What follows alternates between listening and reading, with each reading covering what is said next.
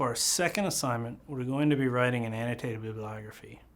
In this section, I want to talk about what an annotated bibliography is, why someone might write one, and why we are writing one in a 250 level movie class. Firstly, an annotated bibliography is a note-taking technique. Imagine you have a research paper due in 6 weeks and you're getting ready to start researching your topic. The annotated bibliography is a way of managing that research to save yourself time when you sit down and write the paper. The bibliography is going to open with a thesis statement. This can be an introductory paragraph that includes your topic sentence, support points, and thesis, or it can be a longer specific thesis that explains your central argument. For this assignment, your thesis can deal with any central argument concerning a film of your choice. You can discuss the film or bigger contextual impacts of the film or vice versa.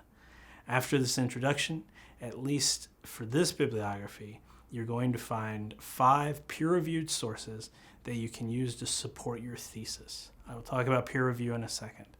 But these sources can be found on the VCU databases, physical media, or you might look at another researcher's bibliography for other scholars' relevant research. Annotation is the actual note-taking part of this assignment.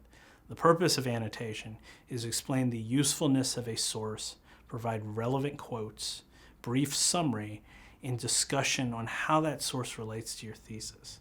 Pro tip, the more information in your annotation, the better.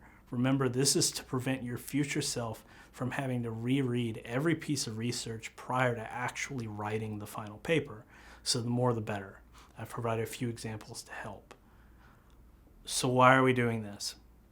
Well, up until now, we've talked about film in terms of posteriori knowledge, or the things we can actually see in film, direct examples based on our observations while watching a film. In the final section of this course, we are going to focus on a priori deduction or analytic synthesis, analysis based on a central argument that is supported using both observation and research. For the final paper, you'll be required to craft a thesis argument somehow related to a film of your choosing. The format of the final project can be discipline-specific, but the research you use to support your argument will need to be peer-reviewed and not based on pure observation or vague feelings. At the end of the day, I don't care how you feel about the film. I care about your ability to synthesize a well-supported argument using a visual text as opposed to a literary one. The annotated bibliography is a way to let you dip your toes into the research process without having to actually write the paper. But it might be a good idea to use this for your final project. You could be saving your future self a lot of time. Peer review is the process a piece of scholarship goes through to validate that the author did their due diligence during the research process. Ideally, if a piece of scholarship is peer-reviewed, we can feel moderately comfortable using that scholarship in our own research. For example, when I submit an essay to a journal like the Henry James Review or PMLA, Proceedings of the Modern Language Association, that essay is read by the journal's editorial board, is either rejected outright, accepted with revisions, or accepted outright. The journal will check my submissions to make sure it reflects the research integrity of the journal.